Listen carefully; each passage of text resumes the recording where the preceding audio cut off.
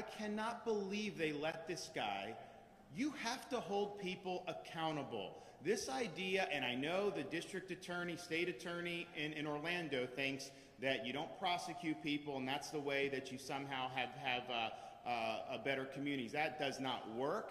And you have these people, when they've had multiple arrests, multiple times where they could be held accountable, and you keep cycling them out into the community, you are increasing the chances that something bad will happen. Now, this was obviously horrific beyond belief that would happen, but there are criminals that are committing serious crimes, maybe not at that level, but other serious crimes that maybe don't get as much news, and that happens.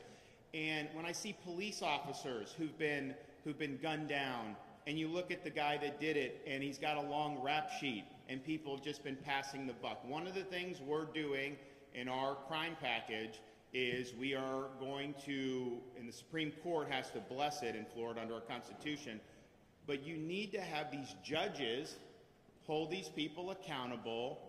They know you can't release them without bail. I mean, you have to have, there's going to be pretrial detention potentially. But just cycling them back out on the streets is a huge problem. But these prosecutors need to take this seriously, because I think most people know, the average person, majority of people in Florida would just never commit a crime because they don't want to do that, and it's not in their nature. There's other people that can be deterred. Maybe they would do it, but they don't want to go to jail, so that's enough to keep them. But you have a small element of people that the way to protect the community is to get them off the street. And the only way you can do that is if you prosecute them when they're committing this criminal activity.